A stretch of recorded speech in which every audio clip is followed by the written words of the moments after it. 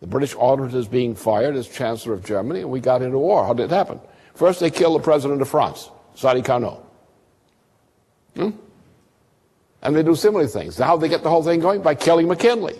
It never would have happened if McKinley hadn't been killed. We were turned around.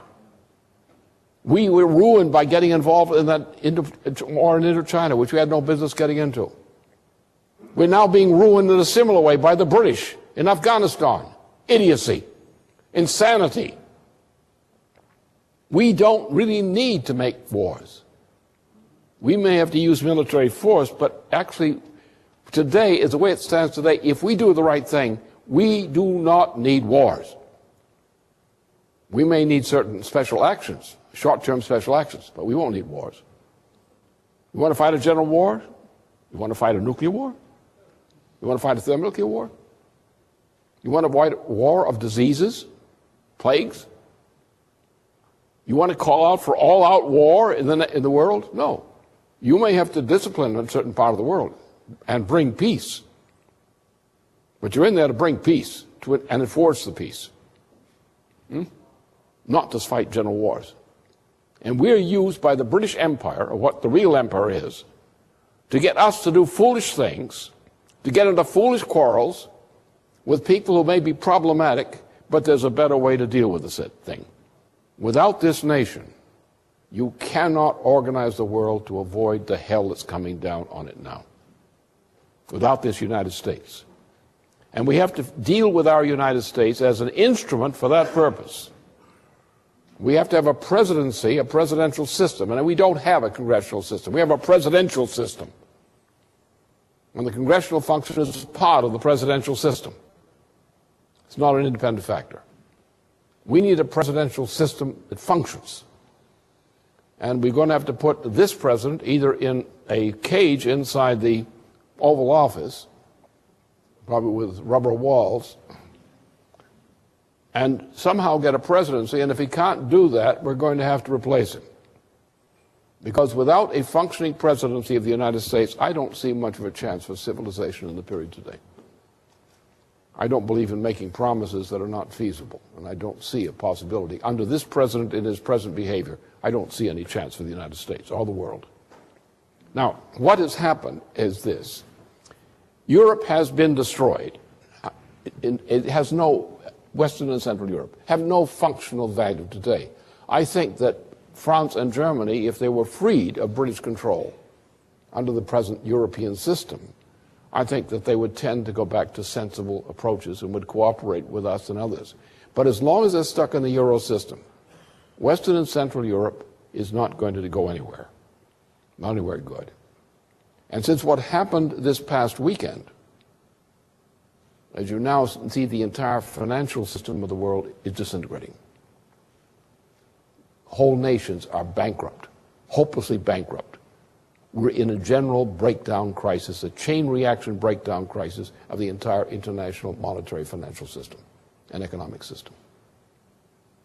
Now, what I've done is to propose some time ago that we get certain people in Russia, China, and India, and the United States as a bloc of nations around which combined are sufficiently powerful as a combination to force the needed changes on a planetary level. In other words, by net changes, I don't mean jobs. You know, the idea of giving somebody a job to rake leaves is not exactly an economic development program. What we need is production jobs. We need nuclear power. We need a national rail system. We need a space program, a real space program, revived. Because we don't have factories of any significance anymore. We shut them down. Especially under George W. Bush Jr. and this thing there. They've shut it down.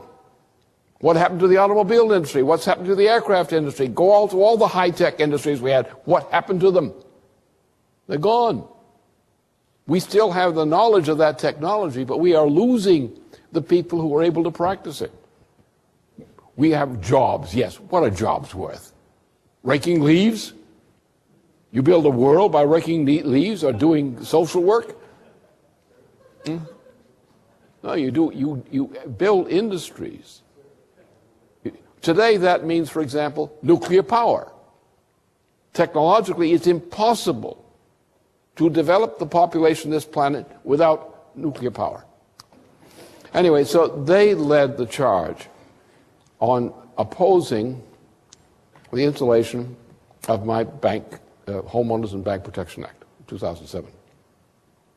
And there were many people in leading positions, including governors of states in the United States, who were prepared to move to push that act forward. And it could have been implemented in the autumn, by the autumn of 2007. What Barney Frank and his cohorts did was exactly the opposite. They wrecked that.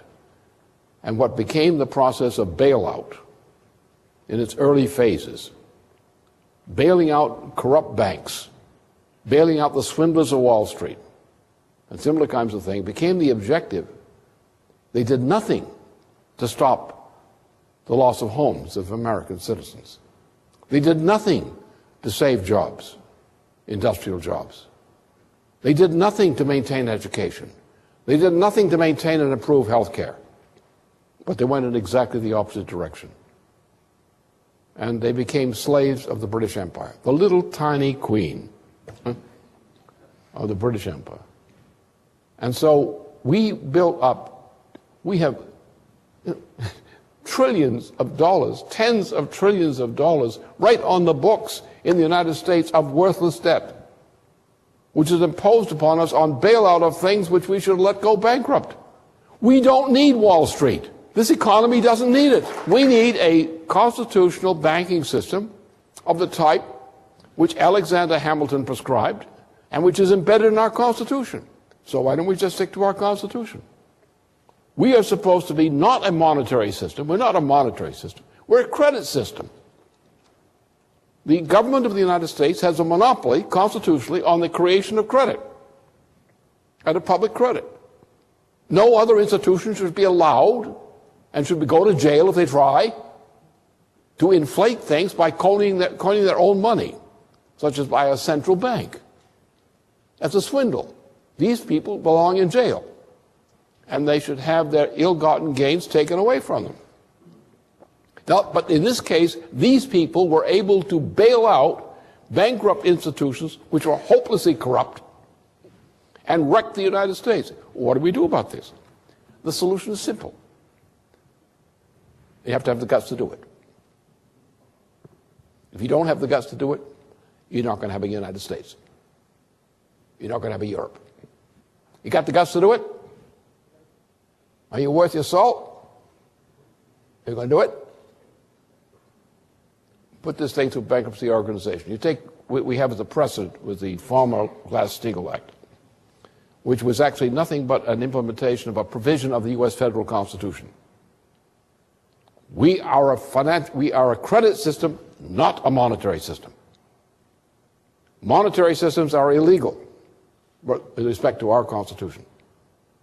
They were practicing an illegal practice, an unconstitutional practice. Sorry, buddy, we found an honest judge, and you're about to lose all this ill-gotten gains you had. We don't need Goldman Sachs. We don't need these kinds of things that Roosevelt tried to free us from. We don't need them. What we need is a good, sound system of commercial banking system as what we used to understand as the commercial banking standard. But we need to create a credit system under the U.S. federal government and our Constitution, because we're going to have to cancel this $23 trillion of waste paper as debt, just wipe it off the books.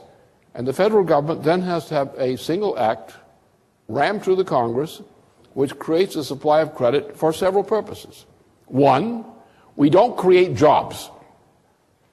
When these guys talk about jobs today, they're talking about handouts, picking up paper, getting your fingers in your nostrils and cleaning out your nostrils, or something like that.